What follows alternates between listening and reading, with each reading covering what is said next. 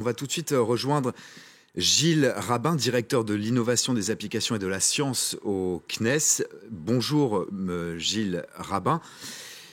Une question peut-être en apparence un petit peu naïve à vous poser. Pourquoi est-ce qu'on envoie des hommes dans l'espace? Ça coûte très cher. À quoi ça sert concrètement? Ça sert à préparer les longs voyages vers la Lune et vers Mars et pouvoir implanter une base lunaire à cet endroit-là, une base martienne, c'est-à-dire habiter la Lune, habiter Mars. Et donc, pour savoir comment on peut vivre au long cours sur une planète lointaine, il faut faire des tests médicaux, des tests, j'allais dire, métaboliques, des tests sur l'environnement, des tests sur la santé. Un astronaute ne doit pas être malade. Comment fait-on pour ne pas être malade?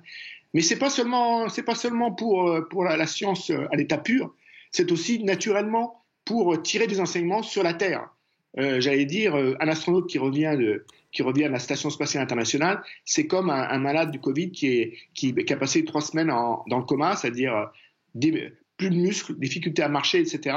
Et grâce, notamment pour la santé, à des expériences qui sont faites dans la Station spatiale internationale, on a des avancées dans la santé, on a des avancées pour pouvoir mieux traiter les malades, pouvoir mieux traiter un certain type de maladies sur Terre. Et donc, c'est à la fois pour le grand espace, pour plus tard habiter et vivre sur la Lune ou sur Mars, mais aussi pour mieux vivre sur la Terre.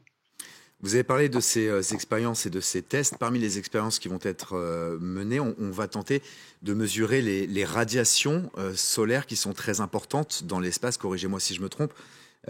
Expliquez-nous un petit peu cette expérience-là précise et d'autres qui vont être menées lors de cette mission.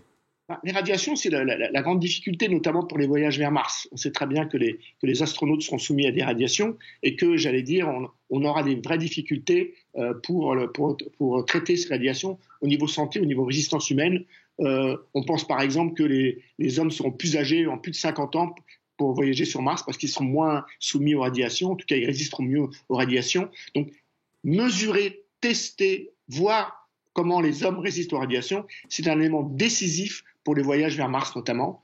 Mais il y a d'autres expériences. Il y a des expériences sur le rêve, par exemple, parce que c'est important. Des expériences aussi sur la vision 3D, parce que quand Thomas Pesquet fera du vélo, il se promènera non pas dans la station spatiale, mais il se promènera notamment parce qu'il l'a voulu dans le Paris des monuments.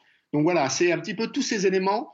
Mieux vivre, mieux supporter, mieux supporter la micropesanteur. Tous ces éléments-là sont centraux pour bien comprendre le comportement et pour préparer les voyages vers Mars et la Lune. Gilles Rabin, on l'a dit et répété, ce vol vers la Station spatiale internationale est géré par une entreprise privée, SpaceX de Elon Musk. Est-ce qu'on est sur une privatisation de l'espace? C'est quelque chose qui est plutôt récent ces dernières années. Qu'est-ce que ça vous inspire, ça?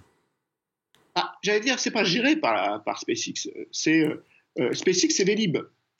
Pour aller d'un endroit A à un endroit B, vous prenez un Vélib. Avant, vous achetiez un vélo. Là, la NASA, ils sont dit acheter un vélo, c'est un peu bête. Donc, acheter une fusée, c'est plus ce qu'il faut faire. On loue un Vélib, on loue un Crew Dragon, on loue un vaisseau spatial pour aller vers la Station spatiale internationale.